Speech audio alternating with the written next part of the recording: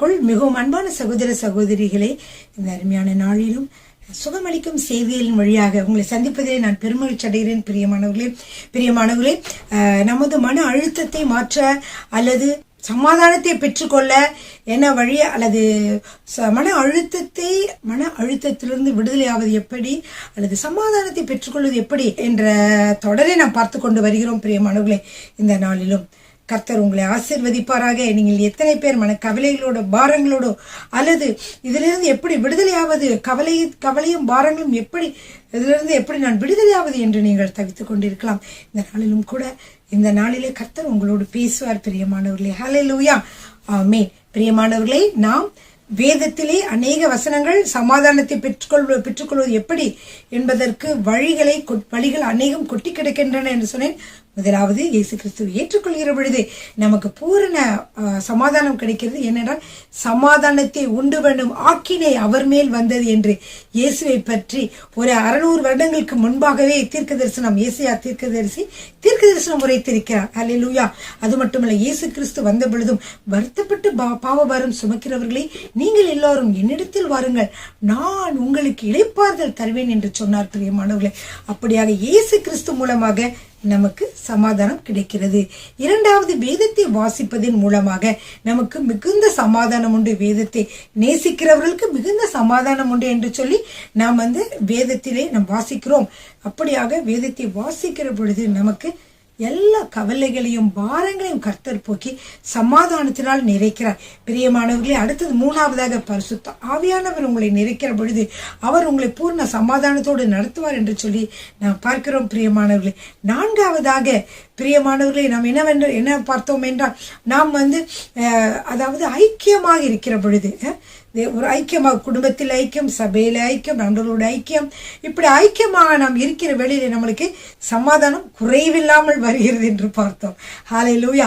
அடுத்ததாக நான் சொல்லிக்கிட்டு நாம் தெய்வ பிரசன்னத்தில் நிரம்பி இருக்கிற பொழுது நமக்கு என்ன கிடைக்கிறது, நல்ல சமாதானம் ஒரு நதியை போல வருகிறது என்று சொல்லி பார்த்தோம். அப்புறம் ஜெபிக்கிற பொழுதும் உங்களுக்கு நிறைய கர்த்தரிடத்தில் நீங்கள் எல்லா காரியங்களையும் நீங்கள் சொல்லி ஜெபிக்கிற பொழுதும் உங்களுக்கு சமாதானம் கிடைக்கிறது. அடுத்ததாக கூட நாம் என்ன பார்த்தோம் என்றால், தெய்வ பிரசன்னத்தினால் சமாதானம்.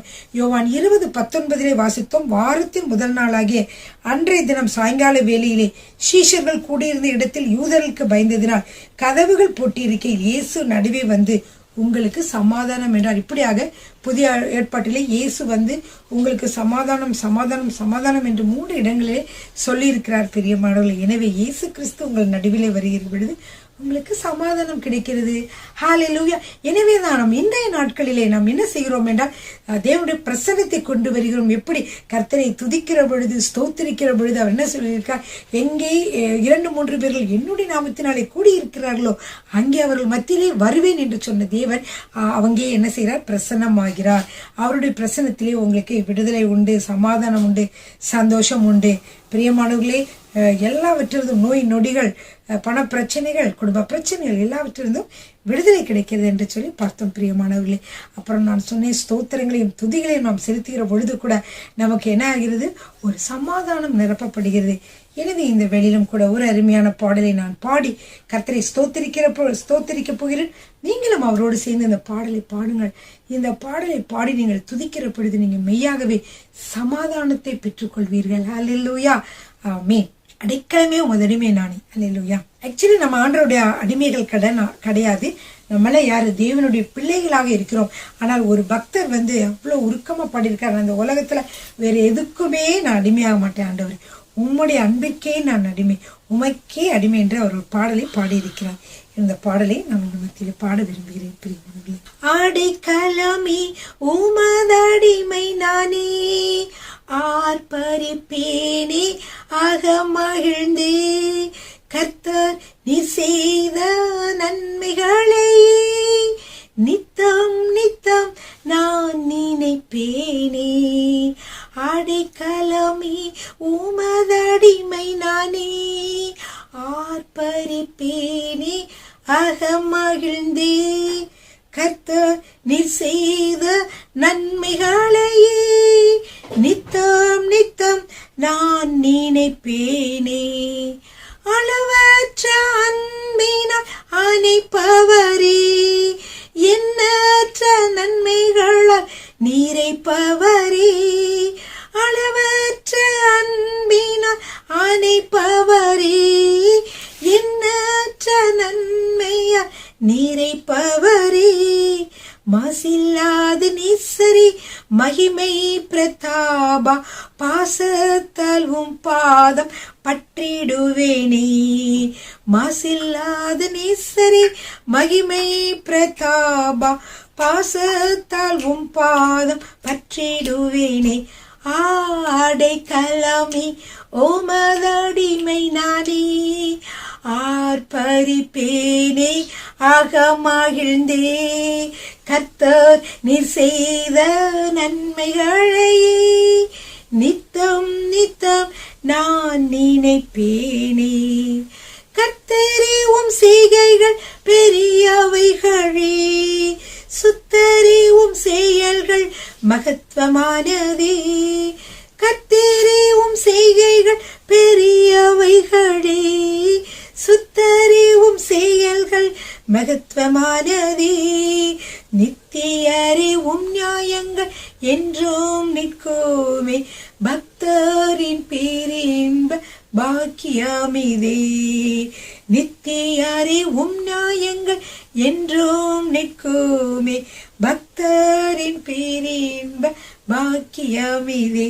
ஆடைக்கலமே உமதடிமை நானே, ஆர்ப்பரிப்பேனே அகமகிழ்ந்தே.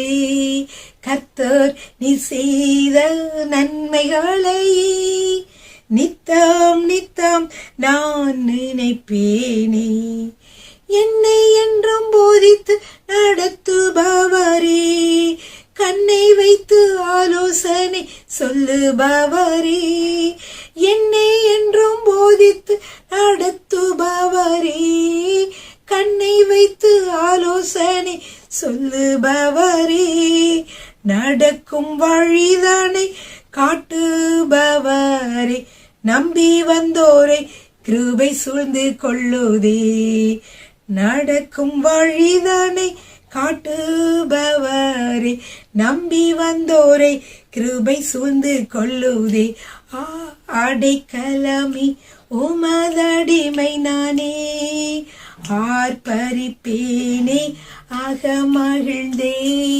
கர்த்தர் நீர் செய்த நன்மைகளையே நித்தம் நித்தம் நான் நினைப்பேனே.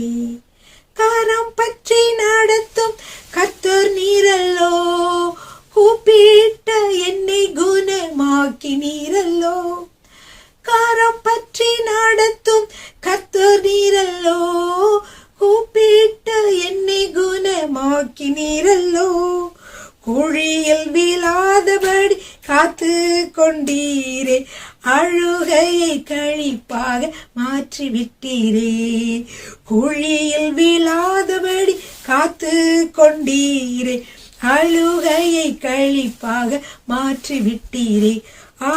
அடைக்கலமே உமதடிமை நானே, ஆர்ப்பரிப்பேனே அகமகிழ்ந்தே.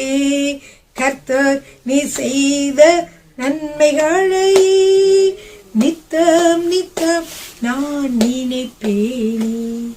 பாவங்களை பாராதென்னை பற்றி கொண்டீரே, சாபங்களை நீக்கி சுத்த உள்ளம் தந்தீரே.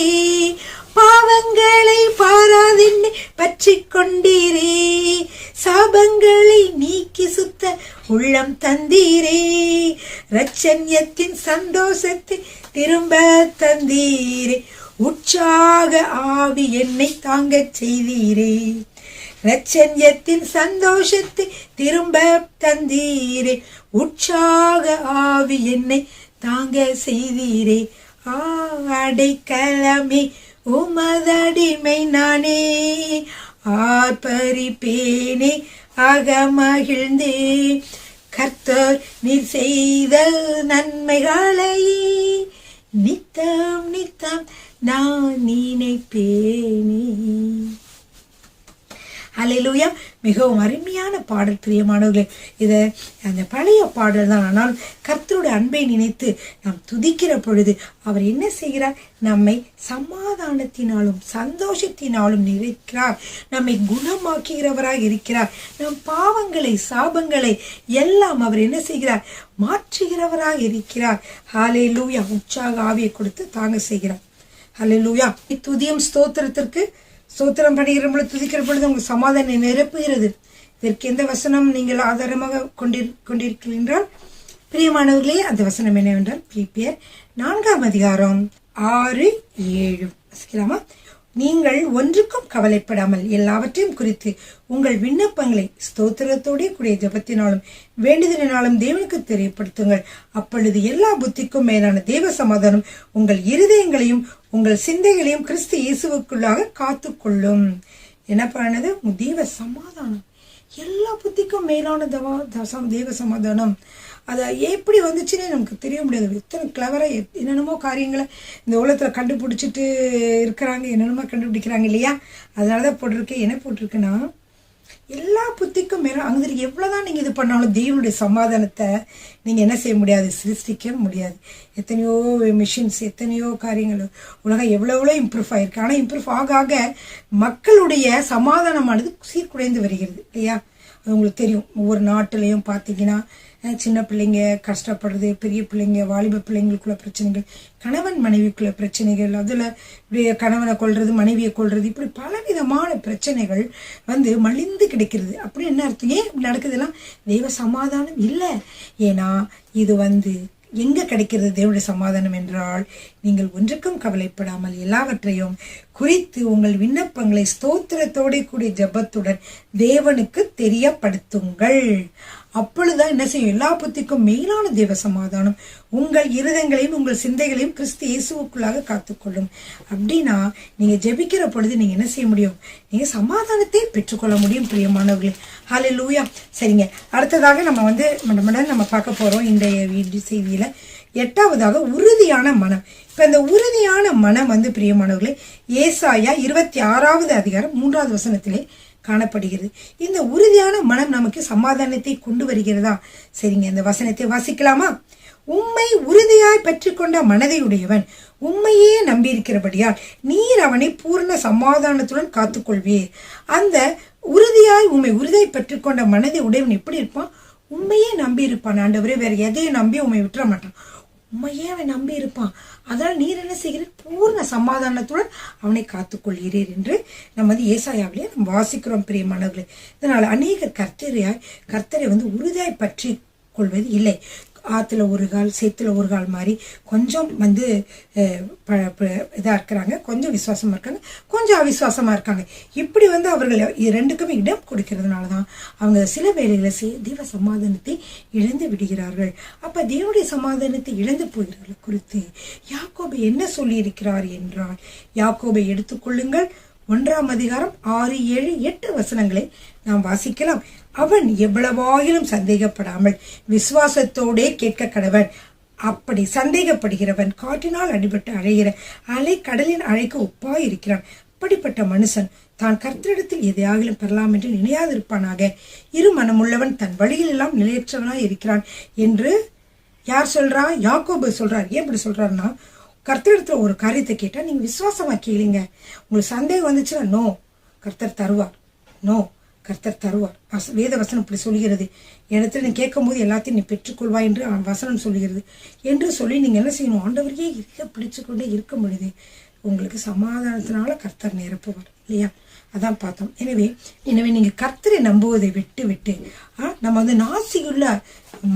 நாசியில் சுவாசமுள்ள மனிதர் மேலே நாம் நம்பிக்கையை வைப்போமானால் அதனால் அவன் என்னப்படுவதற்கு ஏமாத்திரம் என்று வசனம் சொல்லுகிறது. அதனால வசனம் என்ன சொல்லுகிறதுனா, கர்த்தரை நம்புவதை விட்டு ஒரு நாளும் உங்கள் நம்பிக்கையை நாசியிலே சுவாசமுள்ள மனுஷன் மேல் வைக்காதிருங்கள். என்னப்படுவதற்கு அவன் ஏமாத்திரம். அவனோட கூட அவன் வாக்குறுதிகளும் அவனுடைய உறுதிமொழிகளும் அழிந்து போகின்றன. ஏன்னா ஒரு மனிதன் உங்களுக்கு நான் எல்லாம் செய்யறேன்னு சொல்றான், ஆனா அவர் இடையில அவன் மறித்து போயிட்டான்னு வைங்க, அந்த சொன்ன காரியங்கள் என்ன ஆகும்? அவனோடய சேர்ந்து அந்த வாக்குறுதிகளும் உறுதிமொழிகளும் அழிந்து போகணும். ஆனா கர்த்தரை நம்பிக்கை கொண்ட மனிதன் பாக்கியவான். ஏன்னா கர்த்தரை நம்பிக்கை கொண்டிருந்த என்ன செய்ய மாட்டான்? ஒரு நாளும் ஆண்டவர் உங்களை அவர் அழியவும் மாட்டார், உங்களை கைவிடவும் மாட்டார். அதனால தாவீது அரசர் கர்த்தரை நோக்கி என்ன சொன்னார்? கர்த்தாவே, நீரே என் நம்பிக்கை என்று என்று திரும்ப திரும்ப சொல்லுகிறார். அவர் குதிரையின் மேலும் குதிரை வீரரின் மேலும் நம்பிக்கை வைக்கவில்லை. பிரியமானவர்களே, ரதங்களையோ வில் வீரரையோ நம்பி இருக்கவில்லை. தாவீது கோலியாத்தை எதிர்க்கும் பொழுது கூட அவர் சவுலோட ஆடையை கூட என்ன செஞ்சாரு? அவரு எதிர்பார்க்கவே இல்லை. அவர் ஆடையெல்லாம் போட்டு பார்த்தாரு. நல்லா என்னது போர் வீரர்களுக்குரிய எல்லா ஆடையும் சவுல் கொடுத்தாரு. தாவீது போட்டு பார்த்துட்டு தொலைன்னு இருந்துச்சு. அவருக்கு அது பிடிக்கவே இல்லை. அவர் சொல்லிட்டாரு, வேணாம், எனக்கு இதெல்லாம் வேண்டாம் அப்படின்னு சொல்லிட்டு ஒண்ணுமே இல்லாம போனாரு. இயேசு என்ற நாமத்தின் மேல நம்பிக்கை வைத்து அவர் சென்றார். என்ன நடந்தது பிரியமானவர்களே? அவர் அப்படியே 5 கூழாங்கல்ல ஒரு கூழாங்கல்ல அடிச்ச உடனேயே அரக்கன் விழுந்தான். பிரியமானவர்கள், உங்கள் வாழ்க்கையிலும் இருக்கக்கூடிய அரக்கர்கள் உங்களை கஷ்டப்படுத்தி கொண்டிருக்க, துன்பப்படுத்தி கொண்டிருக்கிற எந்த சோதனையோ வியாதியோ எந்த விதமான குடும்ப கட்டுகளோ பிசாசோ யாரா இருந்தாலும் இந்த ஒரு கல்லிலே, இயேசு நாமம் என்ற ஒரு கல்லினாலே நீங்கள் அதை முறியடிக்க முடியும். ஹல்லேலூயா, ஆமென்.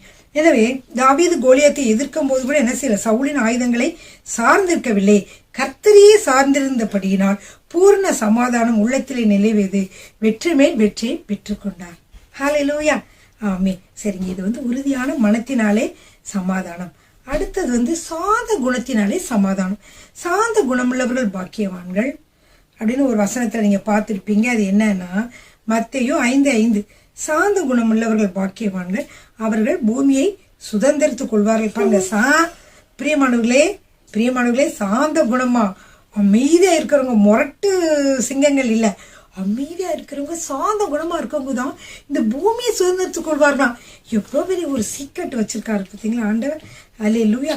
அது மட்டும் இல்ல, சங்கீதம் 37:11 வாசித்தீங்கன்னா, சாந்த குணம் உள்ளவர்கள் பூமியை சுதந்திரித்து மிகுந்த சமாதானத்தினால் மனமகிழ்ச்சியா இருப்பார்களாம். ஹல்லேலூயா. சாந்த குணம் எவ்வளவு முக்கியம். இயேசு கூட இந்த உலகத்திலே வாழ்ந்த பொழுது அவர் சாந்த குணமுடையவராகவே இருந்தார். பிரியமானவர்களே, எனவே அப்படின்னு என்ன? சாந்த குணம் உள்ளவர்கள் பதற மாட்டார்கள், அவசரப்பட மாட்டார்கள், கோபப்பட மாட்டார்கள், எரிச்சல் அடைய மாட்டார்கள், எல்லாவற்றையும் பொறுமையோடு சகித்துக் கொள்வார்கள். எல்லாரோட பேசும் பொழுதும் அவங்களுடைய எந்த வித்தியாசமான குணங்கள் இருந்தாலும் அவங்கள என்ன சொல்லுவாங்க? அவங்க சகித்துக் கொள்வார்கள். நீங்கள் அவசரப்படுகிறவர்களையும் ஆவேசப்படுகிறவர்களும் சண்டை போடுகிறவர்களும் கவனித்துப்பார்கள். பாருங்கள், அவருடைய தனிப்பட்ட வாழ்க்கையிலும் சமாதானம் இருப்பதில்லை, குடும்பத்திலும் சமாதானம் இருப்பதில்லை. ஆகவே நீங்கள் சாந்த குணத்தை நாடி அதற்காக ஜெபியுங்கள். அப்பொழுது தேவனுடைய சமாதானத்தை ஈவாக பெறுவீர்கள்.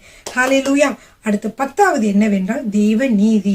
இந்த தேவ நீதியை பார்த்தீங்கன்னா, சத்தியமும் கிருபையும் சத்தியமும் ஒன்றை ஒன்று சந்திக்கும், நீதியும் சமாதானமும் ஒன்றையொன்று முத்தம் செய்யும் என்று சங்கீதம் 85:10. அப்படின்னா ஒரு நீதியோடு நீதி நியாயமா இருக்கிற பொழுது சமாதானம் கிடைக்கும். யார் ஏமாத்தினா, சில பேர் கள்ளம் கபடம் திருட்டுத்தனமா ஏமாத்துவாங்க. எவ்வளவு நேரத்துக்கு அந்த சந்தோஷம் சமாதானம் இருக்கும்னு பாக்குறீங்க? கொஞ்ச நேரம் தான் இருக்கும். அதே மாதிரி இவங்க எப்படி அடுத்தவங்க ஏமாத்துறாங்களோ அதே போலவே இன்னொரு தடவை அவர்களுக்கும் ஏமாற்றங்கள், அடுத்தவர்களுக்கு ஏமாற்றுகிற பொழுது சமாதானம்லாம் என்ன செய்யும்? போயிடும். சரிங்க. அப்போ நீதி நேர்மை உள்ளவர்களாகவும் ஒருதலை பட்சமாக தீர்ப்பு சொல்லாமல் நீங்கள் இருக்க வேண்டும். மனசாட்சி என்ன சொல்லுகிறதோ, ஆவியானவர் என்ன சொல்லுகிறாரோ அதன்படி செய்யுங்கள். பொழுது நீதி உங்களுக்கு விளங்கும். சிலர் முகத்தாட்சணியம் பார்ப்பார்கள். முகத்தாட்சணியம்னா பணக்காரன், ஏழை, அல்லது அவங்களுடைய ஊருக்காரவங்க, அல்லது ஜாதி, அவங்களுடைய மதம், அவங்களுடைய ஆளுகை அப்படின்னு சொல்லிட்டு பல காரியங்களை பார்ப்பார்கள். இப்படிப்பட்டவர்கள் நீதியை எதிர்பார்க்க முடியாது. அவர்களுக்கு சமாதானம் இருப்பதில்லை. இப்ப சமாதானமா இருக்கணுமா? நீங்க நீதியை செய்யுங்க. நீதினா என்ன? எல்லா மக்களையும் கர்த்தர் தான் சிருஷ்டித்தார். எனவே எல்லா மக்களும் சரிசமமாக நீங்கள் நேசியுங்கள். சமமாக அவர்களுக்காக கிரியை செய்யுங்க. ஒருத்தருக்கு பெஸ்டா செய்யறது இன்னொருத்தருக்கு நீங்க செய்யாதீங்க. எல்லாருக்கும் ஒரே மாதிரி. ஊழியக்காரவங்க மற்றவங்களுக்கு ரொம்ப ஹை, மற்றவங்களாம் விசுவாசிகளை அவங்கள ரொம்ப தாழ்வா நடத்துற அப்படி இல்லை. எல்லாருமே நீங்க சமமா நடத்துங்க. உங்களுக்கு சமாதானம் சந்தோஷமும் நிறைந்து இருப்பீர்கள். அல்லேலூயா. எனவே நம்முடைய தேவனும் நீதி உள்ளவர். அவர் எல்லோரையும் ஒரே மாதிரி நேசிக்கிறவர். அவர் பட்சபாதம் உள்ளவர் அல்லவே என்று சொல்லி நாம் வாசிக்கிறோம். நம்ம ஒருவருக்கும் தூரமானவரும் அல்ல என்று சொல்லி அப்போஸ்தலர் 17:27 நாம் வாசிக்கிறோம். பிரியமானவர்களே, ஏனென்றால் அவர் தீயோர் மேலும் நல்லோர் மேலும் தமது சூரியனை உதிக்க பண்ணி நீதியுள்ளவர் மேலும் அநீதியுள்ளவர் மேலும் மழையை பெய்ய பண்ணுகிறார். மத்தேயு 5ஆம் அதிகாரம் 45வது வசனம். ஓகே, கர்த்தருக்கு ஸ்தோத்திரம். பிரியமானவர்களே, நீங்கள் இனிமேல் நீதியாக இருக்க பழகுங்கள், சமாதானம் நிரம்பி வழிகிறவர்களாக இருப்பீர்கள். அடுத்து இன்னொன்று என்னன்னா, நன்மை செய்யுங்கள். ரோமர் 2ஆம் அதிகாரம் 10வது வசனம். முன்பு யூதரிலும் பின்பு கிரேக்கரிலும் எவன் நன்மை செய்கிறானோ அவனுக்கு மகிமையும் கனமும் சமாதானம் உண்டாகும். அப்படின்னா என்னன்னா, யூதராக இருந்தாலும் கிரேக்கராக இருந்தாலும் யாராக இருந்தாலும் எவன் நன்மை செய்கிறானோ அவனுக்கே ஆண்டவர் மகிமையும் கனத்தையும் சமாதானத்தையும் கொடுக்கிறார். ஹல்லேலூயா. ஏனென்றால் அவர் பட்சபாதம் உள்ளவர் அல்ல. ஹல்லேலூயா. அப்புறம் பார்த்தீங்கன்னா, நன்மை செய்கிறவனுக்கு கர்த்தர் ஒரு வாக்குத்தத்தம் பண்ணியிருக்கிறார். என்னவென்றால் ஆதியாகமம் 4ஆம் அதிகாரம் 7வது வசனம்.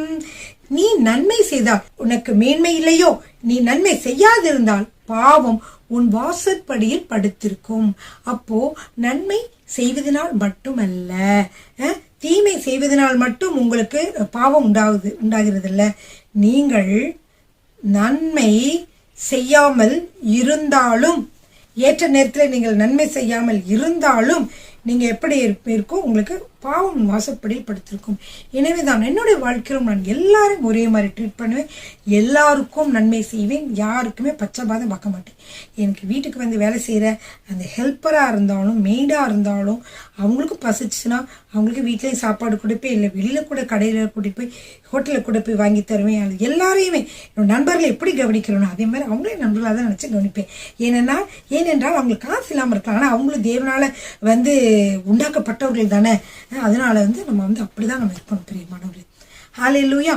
ஆமென். பிரியமானவர்களே, அதே மாதிரிதான் அவங்க ஒரு அழகா இருந்தாலும் அழகா இல்லாட்டியும், சிவப்பா இருந்தாலும் சிவப்பா இல்லாட்டியும், பணக்காரவங்களா இருந்தாலும் பணக்காரங்களா இல்லாட்டியும், அது ஆணா இருந்தாலும் பெண்ணா இருந்தாலும் யாரா இருந்தாலும் என்ன செய்வோம் ஒரே மாதிரி.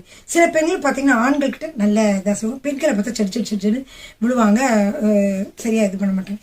உதாரணத்துக்கு ஒரு ஆஃபீஸ்க்கே போறீங்கன்னு வைங்க, அவங்க அந்த ஜென்ஸை ட்ரீட் பண்ற விதம் ஒரு மாதிரி இருக்கும், பெண்களை ட்ரீட் பண்ற விதம் ஒரு மாதிரி இருக்கும். அதே மாதிரி தான் ஆண்களும் சில பேர் என்ன செய்வாங்களா, பெண்களுக்கு கொஞ்சம் கனிவா பதில் சொல்லுவாங்க. அதே நேரத்தில் ஆண்கள் ஏதாவது கேட்டாங்கன்னா படபடன்னு பேசுவாங்க, கொஞ்சம் இதாக பேசுவாங்க இல்லையா. நீங்கள் சுற்றி பார்த்தீங்கன்னா உங்களுக்கு தெரியும். அந்த மாதிரி இல்லாமல் எல்லாரையும் நம்ம என்ன செய்யணும், ஒரே மாதிரி ட்ரீட் பண்ணணும். அந்த பொம்பளை நம்மளுக்கு எதையும் அள்ளி கொடுத்துட்டு போகிறதில்ல, அந்த ஆம்பளை நம்மளுக்கு எதையும் அள்ளி கொடுக்க போகிறதில்ல, இல்லை வேற ஆண்கள் பெண்கள் நமக்கு அள்ளி கொடுக்காம எதையும் கொடுக்காம போகிறதில்ல. எல்லாரும் என்னென்ன நம்மளுக்கு கொடுக்க வேண்டியதோ அதெல்லாம் கொடுக்க தான் போகிறாங்க இல்லையா. அதனால் நம்ம யாரையுமே நீங்கள் நீதியாக இருங்க, யாரையும் ஒரே மாதிரி எல்லாரும் ட்ரீட் பண்ணுங்க. ஹல்லேலூயா. ஆமீன். அதுக்கு ஒரு மனசு வேணும், அந்த மனசு வேணும். ஆண்டவர்கிட்ட கேளுங்க. எல்லாரையும் நம்ம யாரையுமே நம்ம அற்பமாக எண்ணாதிருங்கள். வேதத்தில் போட்டிருக்கு. 2000 வருடத்துக்கு முன்பாக ஆண்டவர் நிறைய காரியம் நமக்கு எழுதி வைத்து விட்டு போய்விட்டார். சரிங்களா? ஓகே. அடுத்ததாக நீங்க பாத்தீங்கன்னா பாருங்க, அப்போஸ்தலர் 10:38 பாருங்களேன். 10:38. நசரேயனாகிய இயேசுவை தேவன் பரிசுத்த ஆவியினாலும் வல்லமையினாலும் அபிஷேகம் பண்ணினார். தேவன் அவருடைய கூட இருந்தபடியால் அவர் நன்மை செய்கிறவராயும் பிசாசின் வல்லமையில் அகப்பட்ட யாவரையும் குணமாக்கிறவராயும் சுற்றித் திரிந்தார். தேவ பிள்ளைகளே, நன்மை செய்ய உங்களுக்கு திராணி இருக்கும் பொழுது அதை செய்யத்தக்கவர்களுக்கு செய்யாமல் இராதீங்கள். தீமையை நன்மையினால் வெல்லுங்கள், உங்களுக்கு சமாதானம் உண்டாகும். உங்களுக்கு நன்மை செய்ய திராணி இருக்கா? தீயவர்களா இருக்கிறாங்க அப்படிங்கறதுக்காக வேண்டி நீங்க செய்யாம இருக்காதீங்க. தீமையை நன்மையினாலே வெல்லுங்கள். இப்போ அப்பொழுது என்ன செய்ய, உங்களுக்கு செஞ்சுட்டு போய் பாருங்களேன், அப்படியே மனசு ரொம்ப சந்தோஷமா இருக்கும். உங்களுக்கு தீமை செய்தவங்களுக்கு மன்னிச்சுட்டு அதுக்கு பதிலாக அவங்களுக்கு ஒன்று செய்கிறீங்கன்னு வைங்க. அதுக்கப்புறம் உங்களுடைய மன நிலைமையை நீங்கள் பாருங்களேன். நம்மளுக்கு தீமை செய்தவங்களுக்கு கூட நம்ம மன்னிச்சுட்டு அவங்களுக்கு உதவி செய்யக்கூடிய ஒரு நல்ல ஒரு மனம் நமக்கு இருந்துச்சு நினைச்சு உங்களுக்கு சந்தோஷமா இருக்கும். ஹல்லேலூயா. அதை நீங்க செஞ்சு பாருங்க, நீங்க அனுபவிப்பீங்க. சரிங்களா? அடுத்து 12வது என்னவென்றால், ஆவியின் சிந்தையின் மூலம் நமக்கு சமாதானம். மாமிச சிந்தை மரணம், ஆவியின் சிந்தையோ ஜீவனும் சமாதானமும் ஆகும். பிரியமானவர்களே, ஆவியின் சிந்தை என்றால் நம்ம ஸ்பிரிச்சுவலோட தாட்ஸ். இந்த சிந்தை பாத்தீங்கன்னா சிலருக்கு எப்ப பார்த்தாலும் வீண் சிந்தை கொண்டிருக்கும், அதுல இருந்து விடுதலை இருக்காது. மாம்ச சிந்தை அது இது அப்படின்னு சொல்லிட்டு பல காரியங்கள், பொல்லாத நினைவுகள், அடுத்தவங்களை போறாம இதெல்லாம் ஏன் நடக்குதுன்னு தெரியுமா பிரியமானவர்களே? நம்மளுடைய சிந்தனை மனமானது புதிதாக வேண்டும். நம் மனதிலே மற்றவர்கள் யார் யார் என்னென்ன சொல்கிறார்களோ அதை கேட்டு உள்ளே வந்து ஸ்டோர் பண்ணி வச்சுக்கிறோம் இல்லையா. சில சமயத்தில் பார்த்தீங்கன்னா புஸ்தகங்கள் மூலயமா சில காரியங்களை கேள்விப்பட்டால் அது தவறான காரியங்களாக இருந்தால் கூட அதை ஸ்டோர் பண்ணி வச்சுக்கிறோம் மைண்டில். அப்புறம் பார்த்திங்கன்னா டிவி வழியாகவும் மற்ற வழியாகவும் அல்லது மற்ற திரைப்படங்கள் மற்ற இதை நீங்கள் பார்க்கிற பொழுது வந்து ஒருத்தர் எப்படி ஒருத்தவங்களை சீட் பண்ணுறாங்க, ஒருத்தவங்க எப்படி மட்டமாக பேசுகிறாங்க, இது எப்படி பேசுகிறாங்க, இப்படி பேசாதான் நல்லது, அப்படி பேசாதான் நல்லது, ஏன் நீ இப்படி இருக்க, நீ அப்படி இருக்கேன்னு பல பேர் தீமையான கருத்துக்கள் அவங்க சொல்லுவாங்க. நீ அப்படி இருக்க அப்படின்னு சொல்லுவாங்க. அப்போ நீ வந்து இப்படி பேசணும், நீ அப்படி பேசணும்லாம் கெட்டதெல்லாம் சொல்லிக் கொடுப்பாங்க, ப்ரௌடாக இருக்காதெல்லாம். அதெல்லாம் வந்து சில பேர் கற்றுக்கிட்டு அதெல்லாம் மைண்டில் வச்சுக்குவீங்க.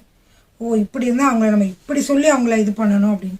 அப்படி இருந்தால் உங்களுக்கு அந்த மாதிரி தான் வரும். அதனால் இந்த இடத்துல நிரப்பி இருக்கிற அந்த கெட்ட காரியங்கள், நெகட்டிவ் தாட்ஸ் உங்களை வந்து கடுமையான அவங்கள மாற்றக்கூடிய அந்த எண்ணங்களை எல்லாம் ஒரு பக்கம் தூர எரிஞ்சிட்டு ஆவியானவர் என்ன சொல்லுகிறார், இயேசு எப்படிப்பட்டவராக இருந்தால் தான் நமக்கு ஒரு மாடல். அவர் என்னவெல்லாம் சொன்னார், இப்படிலாம் அன்பாக இருந்தார், இப்படிலாம் செஞ்சார் என்று சொல்லி நீங்கள் நிறைக்கிற பொழுது, உங்கள் சிந்தனை நிறைக்கிற பொழுது நீங்கள் என்ன செய்வீங்க, நீங்கள் தீமை செய்தவர்களையும் நீங்கள் மன்னிப்பீர்கள், அவங்க எல்லாரையும் ஒரே மாதிரி அன்பு செலுத்துவீர்கள். ஏன்னா எல்லாருக்கும் வந்து நீங்கள் நன்மை செய்கிறவர்களாக இருப்பீர்கள். அந்த ஆண்டவர் எப்படி இருந்தார் அது மாதிரி நீங்களும் மற்றவர்களை சுகமாக்கிறவர்களாக, ஜெபிக்கிறவர்களாக, பாகுபாடு பார்க்காமல் எல்லாருக்கும் ஜெபிக்கிறவர்களாகவும் நீங்கள் இருப்பீர்கள். இப்படியே இயேசு கிறிஸ்து இருந்தார் பிரியமானவர்களே. ஹல்லேலூயா. இதன் ஆவியின் சிந்தையிலே நீங்கள் என்ன செய்கிறது, நீங்கள் ஆவியின் சிந்தனையில் இருக்கிற பொழுது ஜீவனும் சமாதானமாக இருக்கிறது. பிரியமானவர்களே, இவ்வளோ நேரம் நீங்கள் வந்து வேதத்திலிருந்து சமாதானத்தை பெற்றுக்கொள்ளக்கூடிய வழிகளை நான் உங்களுக்கு சொன்னேன். இதெல்லாம் நீங்கள் ஒன்றாக நீங்கள் கடைப்பிடித்து பாருங்கள், உங்களுக்கு சமாதானம் நிறைந்து வழியும். அல்லேலூயா. கர்த்தர் உங்களை ஆசீர்வதிப்பாராக. ஆமென். எங்கள் மத்தியில் உலாவுகின்ற பரிசுத்த தேவனே, என்னில் விரும்பி வாழ்பவரே, எங்கள் மத்தியில் உலாவுகின்ற பரிசுத்த தேவனே, என்னை விரும்பி வாழ்வளித்தீரே.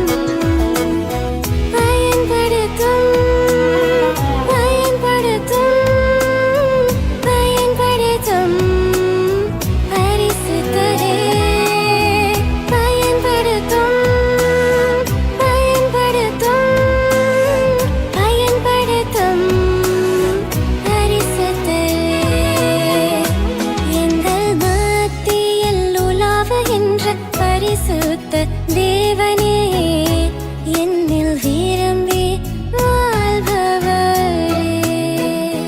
கர்த்தர் உங்களை ஆசீர்வதிப்பார்.